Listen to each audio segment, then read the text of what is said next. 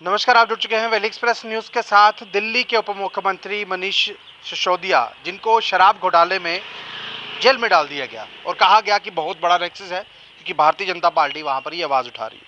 अब जम्मू में जो शराब घोटाला चल रहा है, वो इसलिए बोल रहा हूँ घोटाला, क्योंकि जो रेट्स है वो आए दिन डबल लिए जा रहे हैं। क्या एक्साइज डिपार्टमेंट यहाँ नहीं है?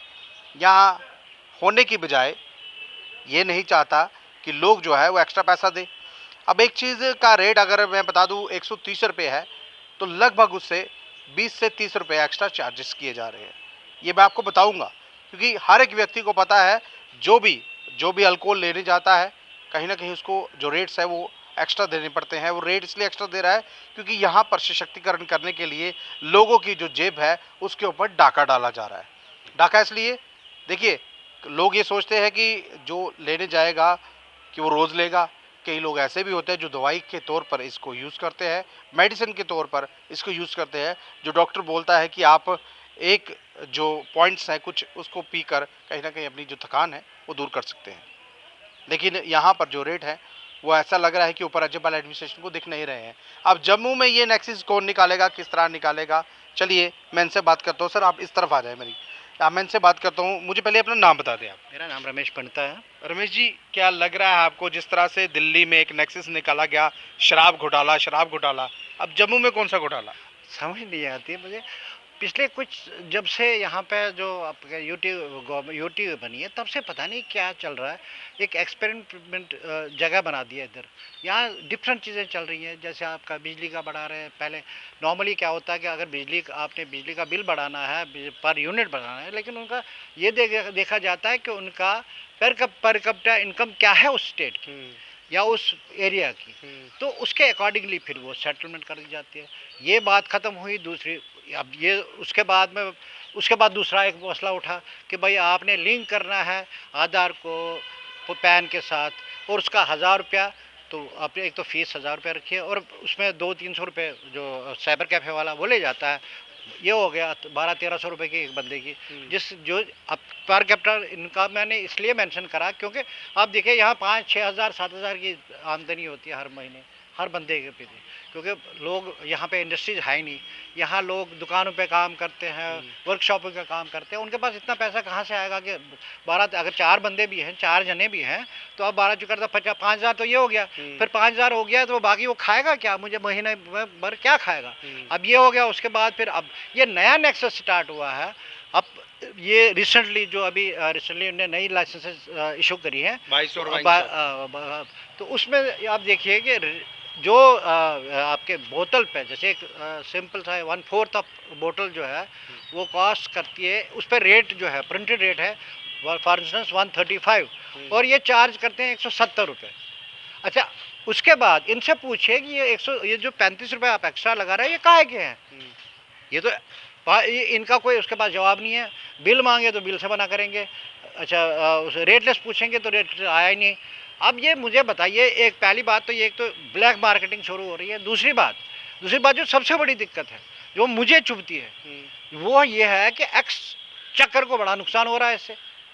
अभी रिसेंटली जो उनने एक डाटा दिया था, जो पहले जो नॉर्मल लाइसेंस जो सिर्फ रिन्यू कराने होते थे, उन्हीं के पास लाइसेंस हुआ करती थी।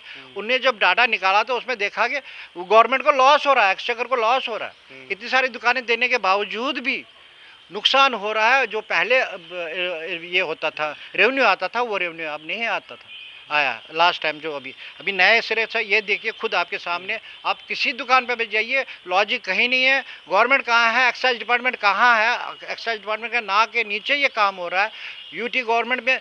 जबकि हमारे गवर्नर साहब बोलते हैं कि भाई मैं जब से मैं आया हूँ, मैं ट्रांसपेरेंसी पे फोकस कर रहा हूँ। मुझे बताइए ट्रांसपेरेंसी कहाँ है? आप मतलब मैं गवर्नमेंट से अपील करता हूँ कि ये जो ब्लैक मार्केटिंग का जो आप स्टार्ट नए सिर से कर रहे हो, ये तो नासुर बन रहा है हमारी 25वां नंबर दे दिया गया है उपराज्यपाल को, यहाँ के जो मनोज सिन्हा साहब हैं, यानी कि देश में सबसे अच्छा काम जो है 25वें नंबर पर उपराज्यपाल कर रहे हैं। लेकिन यहाँ पर शराब पे जो घोटाले चल रहे हैं, और भी बहुत सी ऐसी चीज़ें जो घोटाले चल रहे हैं, क्या इसके लिए दिया 25वें नंबर? मुझे बताइए, ये 25 नंबर किसने दिए हैं? ये सरकार ने दिया, केंद्र सरकार। तो सरकार कौन है? सरकार कौन है मुझे बताइए ना, सरकार कौन है? सरकार भारतीय जनता पार्टी की। फिर सारा जो आप जहाँ ब्यूरोक्रेसी है, तो ब्यूरोक्रेसी किसकी है?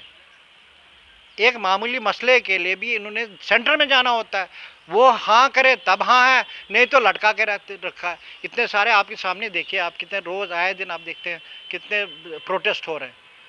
गलत नहीं है वो बेचारे, अब जो ओवर एज होने को तैयार है उनका मसला ऐसे ऐसे जो मैं बता रहा हूँ, जो मसला फॉर लास्ट 32 33 और जब से बीजेपी सॉरी 32 तो नहीं, मैं जब से ये 7-8 साल हो गए, 14 के बाद, हाँ 14 के बाद जितने भी सारे आप देखिए, कोई इशू हमारा सॉर्ट आउट होता है? नहीं होता और ना होगा भी, क्योंकि ये एक एरोगेंस हो रही है। इनको इशू मिल जाए उसके ऊपर खेलते हैं। हाँ, दूसरे देखिए, यही जो घोटाला दिल्ली में हुआ, तो यही पार्टी थी, यही बीजेपी थी जिन्होंने कहा कि भाई सिसोदिया ने घोटाला करा है।